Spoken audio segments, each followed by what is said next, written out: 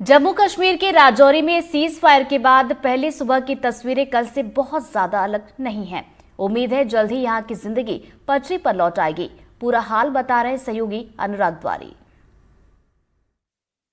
हम इस वक्त राजौरी के पंजा चौक में हैं और बाज़ार में ज़्यादातर दुकानें तो बंद हैं। एक आधा आप देखिए तो जो दवा की दुकान है बहुत ज़रूरी है वो खुली हुई है और गाड़ियां कुछ अब आने लगी हैं, लेकिन बाकी दुकानें या ATM ये सब बंद हैं। एक आधा बेकरी की दुकानें खुली हैं।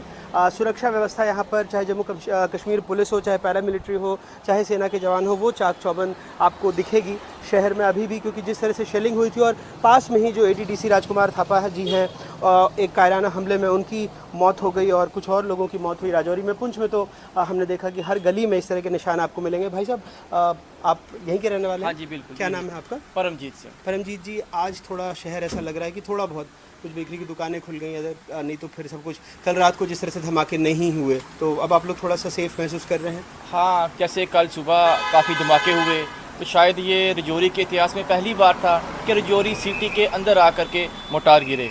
लेकिन जब आज की जो सुबह थी वो फिर एक नई सुबह थी, तो आज के जो लोगों का जो जीवन है यहाँ पे फिर से एक नई दिशा की ओर चल पड़ा है। तो जैसे कि हमारे प्रधानमंत्री जी ने कल ही घोषणा की थी सीज़ फायर की, तो वो सीज़ फायर होने से अमन शांति जो है एक बार फिर से बहाल हो चुकी है। आप लोग स्वागत करते हैं कि सीज़ फायर रहना चाहिए? हाँ, इस चीज़ का हम वेलकम करते हैं, क्योंकि अगर सबसे ज़्यादा लॉस अगर हुआ इस 2-3-4 दिनों के अंदर तो राजौरी और पुंछ का हुआ। अच्छा, तो ख़ास करके हम जहाँ तक पुंछ की बात करें तो 30% 40% लोगों के जो घर थे वो पूरे डैमेज हो चुके हैं। तो अगर शायद ये चीज़ अगर ज़्यादा लंबी चलती तो शायद पुंछ का जो हालात थे वही सेम आज राजौरी में भी होते। तो देखिए ये एक बहुत बड़ी बात है कि जो शहर के लोग हैं पुंछ में या राजौरी में, उनके घरों की स्थिति ख़राब है और अगर ये लड़ाई लंबी चलती तो उनको नुकसान हो सकता था। जो बेकरी के मालिक हैं, आपका नाम?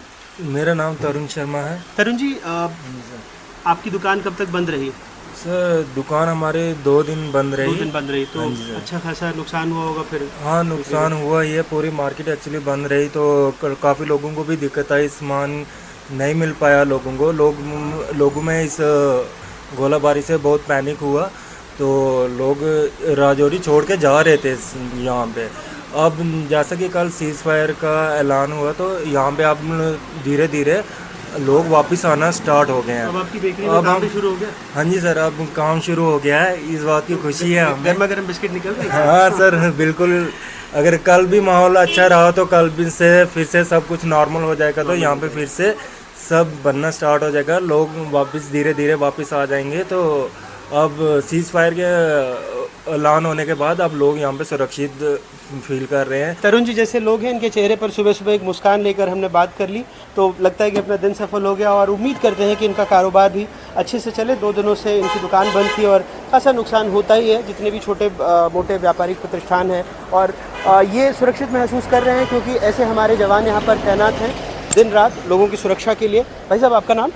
मेरा नाम मोहम्मद जावेद है। जावेद साहब, आप भी राजौरी में रहते हैं? मैं राजौरी प्रॉपर रहता हूँ यहाँ पर। तो अब दुकानें थोड़ी बहुत खुलने लगी हैं, तो 2-3 दिन बंद थी, कुछ दिक्कतों का सामना करना पड़ा घर में? ये जो पिछले संदूर जो ऑपरेशन इंडियन आर्मी की तरफ से जो किया गया, उसके बाद दोनों जो कंट्रीज़ के दरमियान जो कशीदगी बड़ी, जो तनाव बढ़ा, इससे काफ़ी ज़्यादा लोगों को पैनिक हुआ, लोग डर गए थे। खासकर जो लाइन ऑफ कंट्रोल के जो इलाके थे इसमें काफ़ी पैनिक था। जंग से कभी मसला हल नहीं हो सकता, जंग खुद एक मसला है, तो जंग टलती रहे तो काम चलता रहे। लेकिन कहते हैं ना कि कभी कभी अमन के लिए जंग होना भी ज़रूरी हो जाता है, लंबे अमन के लिए। हम पहले तो इंडियन आर्मी का थैंक्स करते हैं, क्योंकि हम इस वक्त डिफेंस एरिया के पास रहते हैं। कई बार जब पाकिस्तान की तरफ से जो आम शहरियों को निशाना बनाने की कोशिश की जाती रही है, अगर जहाँ कहते हैं जहाँ डिफेंस होता है वहाँ पर सुरक्षा भी होती है। तो मैं इंडियन आर्मी को थैंक्स करना चाहता हूँ एक मरतबा फिर, कि अगर इंडियन आर्मी थी वहाँ पर, हम भी वहाँ सेफ रहे।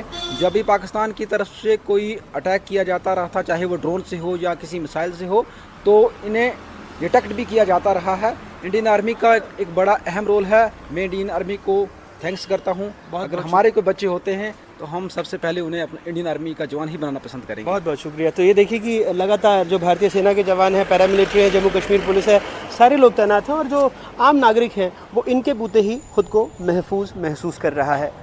राजौरी से अपने कैमरे सहयोगी रिजवान खान के साथ अनुराग द्वारी, NDTV।